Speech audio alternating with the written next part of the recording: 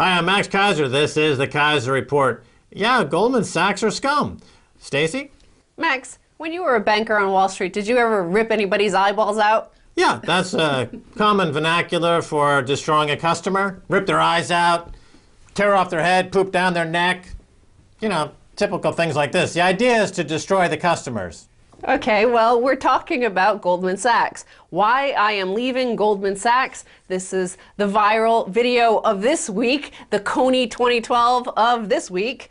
Greg Smith, Goldman Sachs Executive Director and head of the firm's United States equity derivatives business in Europe, the Middle East, and Africa, who spent 12 years at the firm, is now wrote a letter. He resigned, wrote a letter to the New York Times explaining why he's resigning, and said the company is toxic and destructive. And he said, what are the 3 quick ways to become a leader at Goldman Sachs? A, execute on the firm's axes, which is Goldman speak for persuading your clients to invest in the stocks or other products that we are trying to get rid of because they are not seen as having a lot of potential profit. B, hunt elephants. In English, get your clients, some of whom are sophisticated and some of who aren't, to trade whatever will bring the biggest profit to Goldman. Or C, find yourself sitting in a seat where your job is to trade any illiquid opaque product with the 3-letter acronym.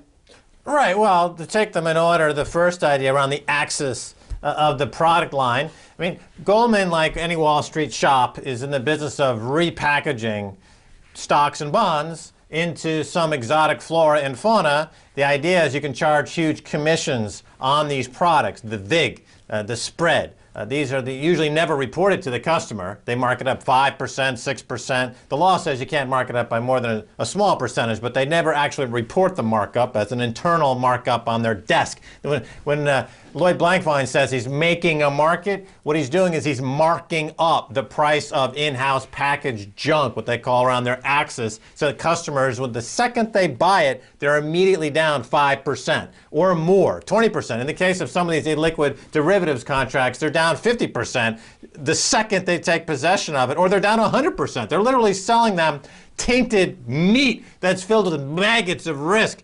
Now, the second point that they make about this, the elephant hunting, I mean, this is elephants, and also you hear people on Wall Street refer to whales. The whales are the big customers in the exact same argot that one finds in Las Vegas. Las Vegas is dominated by the whales, the people who come in who are willing to lose millions for a free breakfast.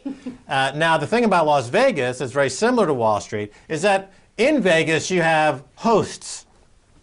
And these are not always hookers. That sometimes they're just guys who take clients of the casino out for a good time, and they take them gambling. The hosts are paid as a percentage of the amount of money the customer loses. And this is exactly the Wall Street model. When someone at Goldman Sachs makes a $10 million bonus or a $30 million bonus, he has lost for various clients, including Greece or other countries or other corporations, 300 or 400 billion in losses. He's paid a percentage of the losses. This is why the global GDP is in retreat. This is why the United States has to increase their debt load to 15, 16, 17 trillion to paper over the losses that Goldman is in the business of delivering to customers, many of which are too frickin' stupid to understand that it's not necessarily a great idea. But a lot of CEOs are so frickin' stupid because the cost of money is so cheap that they're willing to give away their company, their family, their life for just such an arrangement. Okay, so here this racket is going on. This is the way Goldman Sachs is operating. And if they're operating with that mentality, of course, all of us are Muppets. So let's look at the biggest Muppets of all in the UK. Britain to offer 100-year gilts, meaning current government borrowing will not be repaid until the next century, under a radical plan to be unveiled by George Osborne in next week's budget.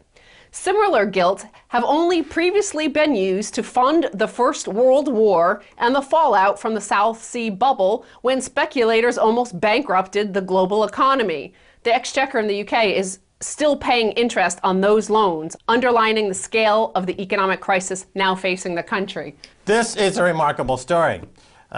They are offering 100-year gilts, and as Osborne and others point out, they haven't done this since the collapse of the South Sea bubble. They had the collapse And then they offered these 100-year gilts to try to refinance the British economy using the quantitative easing of its day to reliquefy banks to, offer that up to the insiders.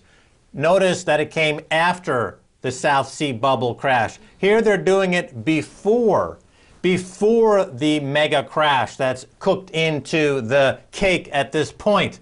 And what this tells us is that the global economy, particularly in the UK, where the debts to GDP in the UK, including bank debt, is just under 1,000% of GDP. There has already been this magnificent crash in the UK economy, but Cameron and Osborne and Mervyn King over there at the Bank of England, through price manipulation, are hiding the crash, essentially. But now the people on the street are beginning to feel it because, for example, gas is at an all-time high priced in British pounds. That's the result of Osborne sneaking in this 100-year gilt and other quantitative easing techniques to try to hide the fact that they're standing in front of the curtain that's hiding, like the Wizard of Oz, this Britain has over 5 trillion pounds in debt. They're not even officially keeping on their books. Well, okay, let's talk about this 100-year gilt, however. Who sold it to them? If you're sitting at the table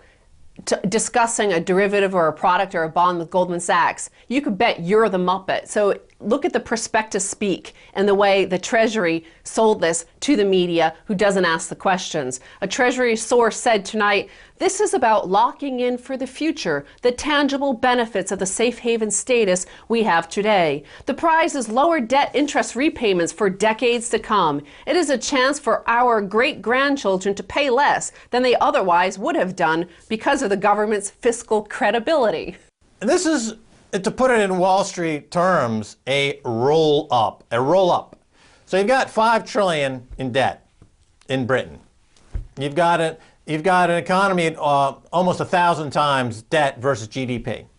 There's no way that they can generate the growth to pay the debt. For one thing, they sent all the jobs overseas, right? They only have financial shysters in the city who are doing shell games with paper, and that's not generating enough income to pay for the debt. It'll never, ever be paid. So what do? They roll it up. They say, we're going to take this 5 trillion or 20 trillion in pounds of debt, and we're going to make it into 40 trillion, but we're going to extend the maturity out by 100 years.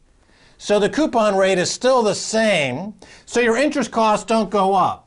But your indebtedness now it goes out to many generations going forward, and we're locked into that. And, oh, by the way, the austerity measures are going to have to keep on coming to pay for Osborne's, newfangled absurdism.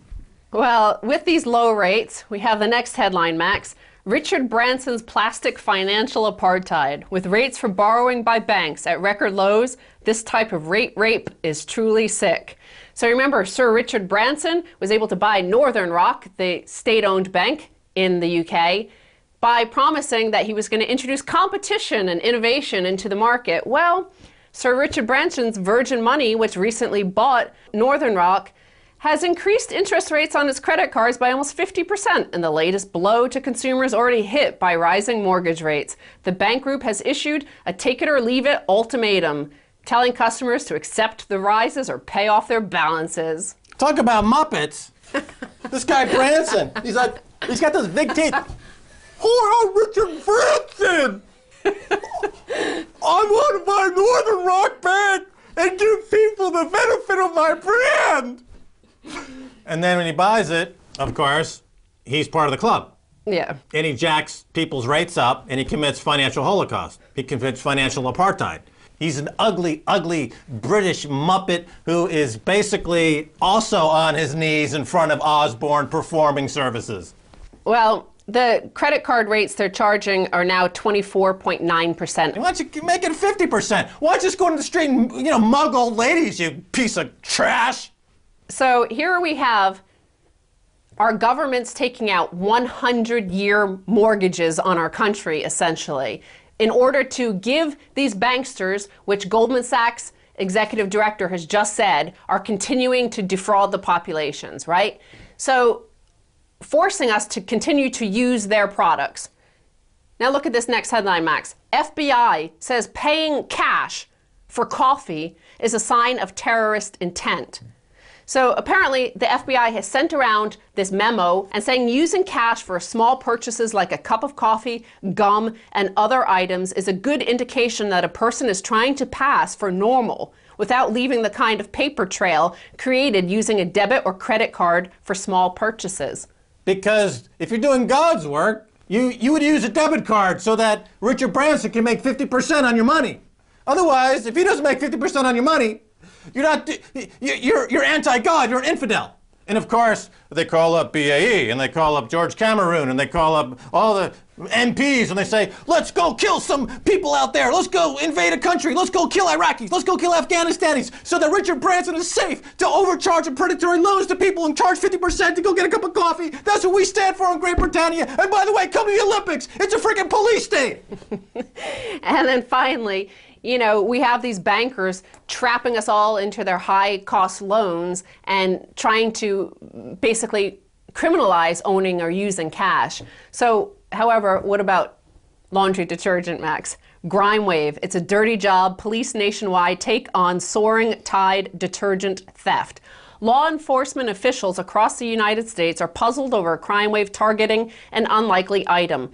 Tide laundry detergent. So Tide has become a form of currency on the streets. Detective Larry Patterson of the Somerset, Kentucky Police Department, where authorities have seen a huge spike in Tide laundry detergent theft, says there's no serial numbers and it's impossible to track. It's the item to steal. No, as we find out during the 2008 collapse, the economy is run on drug money, cocaine money from Mexico. That's the single greatest source of actual cash to run the economy.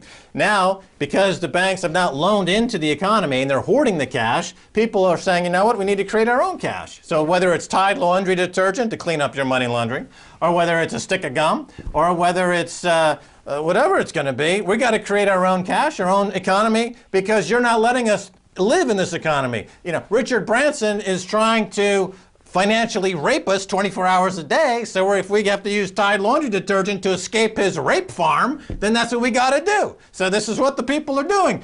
I say, tally-ho!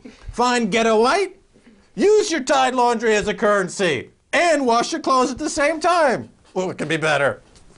All right, Stacey, we got to go. Thanks for being on the Keiser Report. Thank you, Max. Don't go away, much rent coming your way, so stay right there.